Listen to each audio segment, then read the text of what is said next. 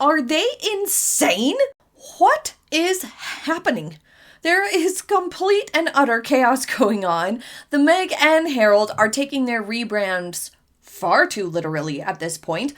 Archewell, their charity effort, has not only changed its name from a foundation to Philanthropies, which is even worse branding, I might add, but there is a whole slew of drama going on behind the scenes. And we are unpacking the entire mess today with brand new analysis that you will only find here. For more like this, be sure to click the subscribe button, hit the like button, and the hype button, but only if you want to. So Meghan Markle spent all year long talking about success, desperately trying to sell this image of being this successful businesswoman, this CEO and philanthropist. The amount of publicity she bought in 2025 was similar to that of someone like Melinda Gates. The big difference, though, is that Melinda is invited to these things. The Meg sought out all the interviews that she got, all of these things, the podcast appearances, all the stuff that she did for publicity to sell this image of being super successful, blah, blah, blah, blah, blah. She sought it out. She and her publicist, Meredith Maines at the time, arranged for these appearances to happen. She was not invited. She wasn't on anybody's radar to be giving success talks to other CEOs or anything like that. But Meg tried. And make no mistake, none of these occasions was just an effort to fake it till you make it for the business and the show. No, it was also for the charity work, because every single interview and chat included the Archewell stuff too, which never really landed because it's actually very bizarre, nay, unheard of, for there to be so much crossover from one human being between their business and nonprofit activities. That's not very typical. Most people who do both keep the publicity for each thing completely separate on purpose, which allows them to give each their own identity, because shocker, for-profit and not-for-profit activities are entirely different ethos that don't really vibe together in the same room, in the same conversation, in the same breath. That's why the Queen, in all of her wisdom, told them that very thing, that you can't have it both ways when it comes to a life of service. So the shift in name from Foundation to Philanthropies has some plot holes, which we are going to get to in just a moment. But the reason for this, and for all the shakeups that have been going on, like the staff turnover, which we have a video that came out just a day or two ago. I will link it for you at the top of the screen and at the end of today's video if you missed it and you're curious what else has gone on due to this Archewell change. But the reason given for changing the name was because they were going under a fiscal sponsorship, as well as the reason for all the other changes was because they are moving to a fiscal sponsorship model, and therefore there's changes to almost every layer of Archewell Foundation, now Archewell Philanthropies. A fiscal sponsorship, if you are not familiar, is basically a business that handles the technical side of a charity by pretending like or acting like they own the charity, basically. It's kind of like a big umbrella that oversees lots of smaller charities. So all donations to all of their charities that they own or run, including Archewell, go directly to the fiscal sponsor. So no longer will a check be written to Archewell Philanthropies. No. Now checks will be written to the fiscal sponsor directed to Archewell. But they take in all the money, all the donations, and they set it aside for the charity's use. They keep all the tax records straight. They keep all the legal filings. They oversee compliance. Basically, the entire charity's operations are under the guidance and sort of parameters that the fiscal sponsor ensures the charity is following. They act as the treasurer and the secretary, basically. And they file their taxes as one big umbrella business, basically, or nonprofit, basically, with all the charities that they sponsor, which, like I said, it's very similar to owning it in the technical sense from an accounting perspective. It's under this one big conglomerate. So going forward, there will be no ability to view Archewell's financials via tax documentation as we have in previous years, because it'll just be one of like 100 or more of other charities included in their fiscal sponsors' taxes, which is believed to be global impact. There's no direct confirmation from anybody at this time, but insiders are confident that Global Impact is the fiscal sponsor Harry and Meghan have chosen.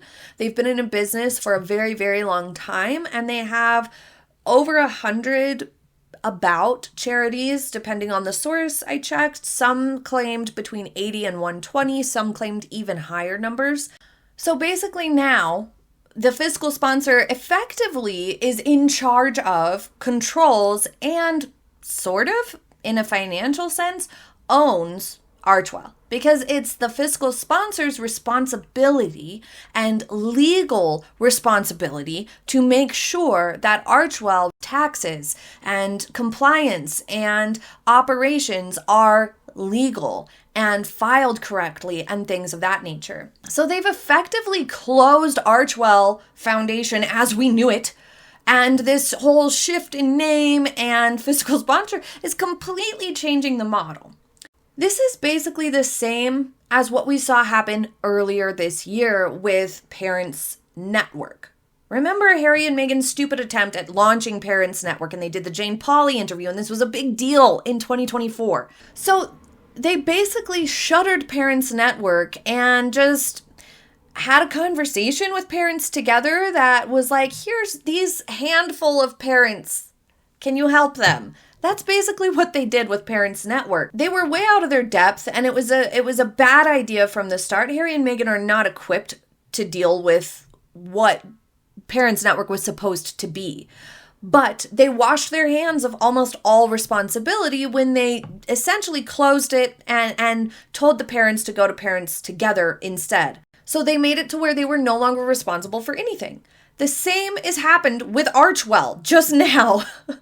They have, once again, basically washed their hands of all the responsibility with a few exceptions. Now they have zero administrative obligations or responsibilities in a legal sense by converting to this fiscal sponsorship model, whereas before they had to do all their taxes, all their legal filings, all their compliance on their own, and they were clearly incapable, incompetent as F, okay? Remember their delinquency due to a lost check in the mail? Are they insane? It is hard not to repeat this phrase every time something like this happens, but they bit off way more than they could chew. They went in way over their heads on all these things. It is the theme of their lives. And when I say they have no more responsibility, I guess in a way they still do have a tiny bit. As far as Archewell Philanthropies now, under the fiscal sponsorship goes, they still get to decide how they want to direct funds or donations that are being held by the fiscal sponsor for them. And so they can still participate, obviously. They're still deciding what initiatives to donate to or volunteer with or those sorts of things. But the fiscal sponsor still has to sign off on expenses or donations, for example, as something that still is compliant. So, for example, if Meghan tried to bill her wardrobe for a given appearance, it would probably be denied, or at least it should be denied in theory by the fiscal sponsor as not an appropriate use of a charity's funds. The very fact that Harry and Meghan began as an independent organization, foundation, and then now have shifted to a fiscal sponsorship years later is actually incredibly significant. It's far more typical to begin with a fiscal sponsor because obviously their entire job is compliance and the technical side of things, the accounting and legal sides of charities. They're very, very familiar with it. They hire people who are basically experts at the legal side of running a charity and the accounting sides, which is very important part of it. You know, the filing taxes with charities and whatnot can get very complex. So it takes a huge load off of a new charity to have a fiscal sponsor. And it helps guarantee them a good reputation because you won't have stupid mistakes or histories of delinquencies or non-compliance tarnishing the name of your charity, as we have seen with Harry and Meghan. Because the sponsor oversees everything, it's kind of like having a safety net to get a charity up and running more successfully and with a better track record. And to help the people in charge of it learn the ropes or have proof of concept before they think about or even consider taking it independent. To see that what they actually want to do resonates with people, can draw in enough donations to fund the efforts they want to see happen and bring their vision to fruition and actually execute their plans and see if there's any adjustments that need to be made without having to also worry about all the legalities behind the scenes at the same time. So it's very, very common for people to begin with a fiscal sponsor and eventually consider going independent. It's actually really, really rare for things to go the other way, as we have just witnessed with Harry and Meghan and Archewell. It is rare for somebody to begin as an independent organization and then sort of retreat into fiscal sponsorship years later. Harry and Meghan have done this backwards. As usual, this has happened many times, but this is basically a downgrade. As I said last time, there was an exodus of staff. It was all vanity staff. There was no real reason to have that much staff or dedicated publicists. Unless Harry and Meghan seek out an interview, there aren't very many coming in at all organically. And the same thing goes for this. They started Archewell as an independent foundation. That choice was about vanity. They wanted to look and feel as if they were still royals, who do have their own independently run foundations because they are huge and well known and have decades-long histories and are run very carefully and connected to the monarchy and, the heir to the throne. Those foundations, like the Royal Foundation, are huge deals. And of course they're independent. Harry and Meghan wanted to have the same thing. So they started Archewell Foundation and tried to do it independently, and they have failed. Not that that's a big surprise. The Royal Foundation and other foundations that the royal family run or are connected to are run extremely well, extremely carefully, I might add, which makes all the difference. But Harry and Meghan effing off to America and trying to launch their own foundation independently was always doomed. It was always a bad idea. It was dumb. And it was all about ego. Neither of them have the knowledge or skill set to do anything of what they've been trying to do, but especially not anything as serious as charity compliance. And the proof is in their mistakes along the way. Even just that one brief moment of being called delinquent because their check didn't arrive in the mail was a ridiculous mistake to have happen. You can send those almost a whole year ahead of time. There was absolutely no reason for it to be that late. So they weren't running it well. There was loose ends and there was tons of criticism. But furthermore, Harry and Meghan's reputation basically prevented this from ever becoming a success. Typically, when a charity goes from independent to sponsored, kind of downgrades, as we've said, there's usually a problem, a cash flow problem, a funding problem, Meghan problems. The cost of a standalone office to handle all the back end and logistics of a charity is obviously unnecessary for Harry and Meghan because of the size of it. And that's why it's clear that it was all about ego and vanity, all about the image, a super expensive way to pretend like they were royals. By doing this, they will cut costs by at least half. Another common reason for this sort of retreat into a sponsorship is financial difficulty, like no donations coming in, which we know is true. Or sometimes this happens when you want to put a charity into hibernation. Basically, it allows them to preserve their mission while essentially taking a break from the charity doing much of anything. They can sort of be close to inactive for a while, and the sponsor keeps it safe and alive and protected and whatnot so that they can come back to it at a later date, which, is very telling for the Sussexes. things didn't go well, and they spent all this money on those faux royal tours last year, and all year this year they've been desperately trying to save money, and so they cut Parents Network, and now they have shifted to Fiscal sponsor and got rid of a bunch of staff. Now let's discuss their name change briefly. This is super weird. The number of foundations or charities changing their name in this manner is actually very small, especially with very little reason to it. It's extremely low. It does happen, but usually there's a very obvious reason for it. So this is a bit sus. Foundation certainly has more command, in my personal opinion, from a branding perspective, but they've tarnished their reputation so extensively as Archewell Foundation that I believe that is what encouraged the name change.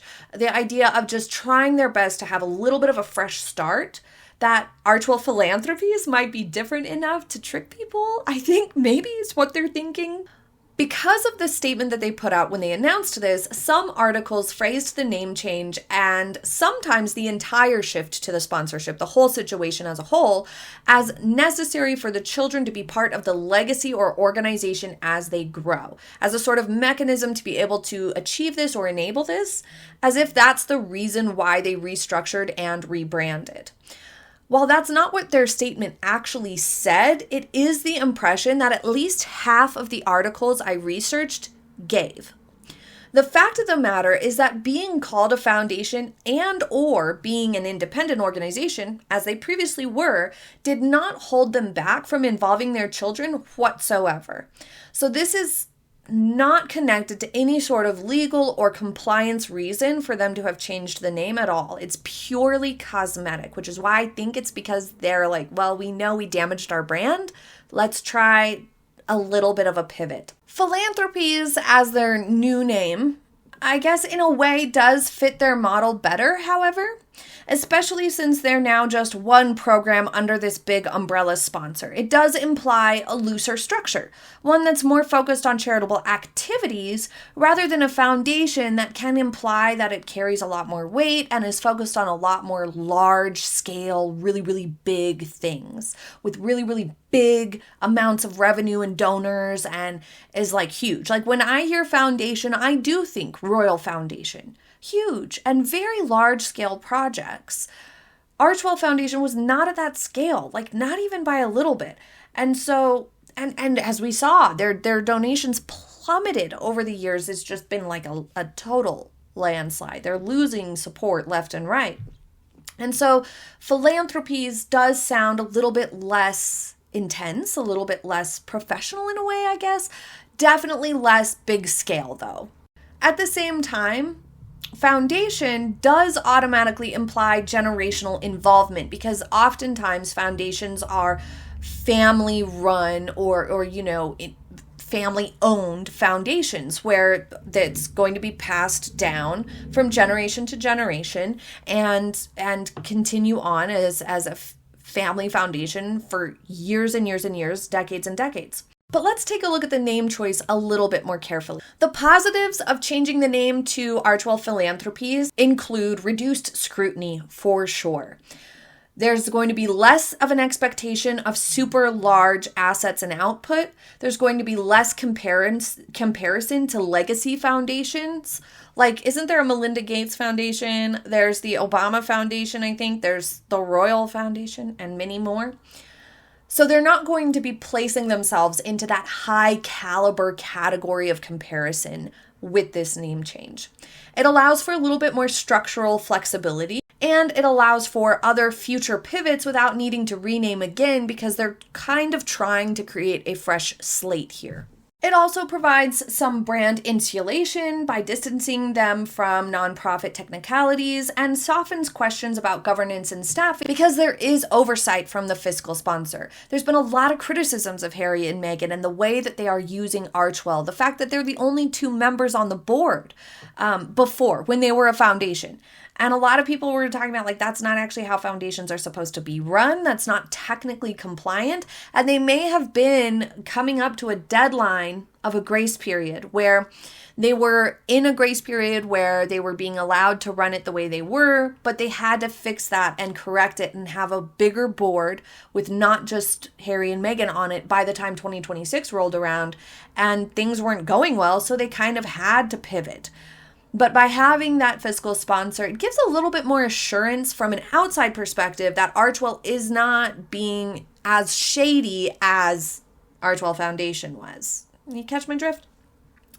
It also allows a little bit more of a broad scope in a way. It allows grant making, partnerships, advocacy, and pass-through funding under one big umbrella. And using the name Philanthropies for some people comes across a little bit more, like I said, small scale, and may be easier to brand as family-led with an evolving mission rather than a more big vision, long-term vision that's more structured and still involves family, but is a lot more strict of a structure that foundation can imply.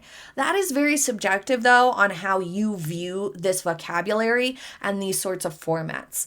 There are downsides, though, to switching from foundation to philanthropies and switching from independent to fiscal sponsor. Some of the cons include the big loss of perceived gravitas that comes with foundation. As I said, to me, that just comes across as established and serious, while philanthropies can sound really vague or diffuse. There is increased skepticism as well as some validating of the concerns. As we said, people have been criticizing Archewell Foundation for a long time for the way that it's been run and wondering just how much personal expenses are being billed or unnecessary expenses are being billed, and that's never going to encourage donors or partners. And we saw that play out. We saw the consequences of the way Harry and Meghan were running it. So switching it to philanthropies can actually backfire a little bit by increasing skepticism of the brand overall. People might read it as trying to lower expectations, which it almost certainly is, the retreat from independence, which it definitely is, and as an optics-driven restructuring to try to salvage what they can out of the mess that they made. There's also a transparency trade-off that some people might react poorly to. Like I said, you have the oversight. That's kind of a positive that you know there is kind of bumpers on. But there is less transparency for Archewell specifically because, as I said, remember the fiscal sponsor files all their taxes together as one big tax return or tax form and all of that. So there's no more able to see exactly where or how much donations are coming into Archewell, where the money flows, who is controlling the governance, and which entity is filing the public disclosures. None of that is publicly accessible information anymore under this new structure. There's also some ambiguity around the Watchdog situation. Previously, Archewell Foundation was on the charity Watchdog website. That is no longer a thing. Now that they are part of a fiscal sponsor, there is no more being able to view just Archewell as an independent, singular charity and give it a score. So it's harder for charity evaluators to track the performance when operating under a sponsor. There's also risk to dilution of their brand because philanthropies can feel like a label rather than its own brand, its own thing. And being under a fiscal sponsor does take away a lot of the independence, not just from how it's run on the back end of things, but how it's seen, how it's viewed. I feel like it really serves well those smaller, more local charities, and maybe that's the direction Harry and Meghan need to go. Maybe that's the direction they should have always gone, is starting a lot smaller than they did. But it does take away some degree of publicity and visibility as well. So you can see now just how big of a step down or step back this is. It is a full retreat from their initial vision of things. I guess they finally realized that it was not sustainable pretending to be royals. Now let's just keep our fingers crossed that they don't try any more silly publicized vacations poorly structured as faux royal tours this year. That's the last thing we need. Thank you so much for joining me today. I hope you enjoyed today's video and I hope you have a happy day ahead. I'll see you next time. Bye.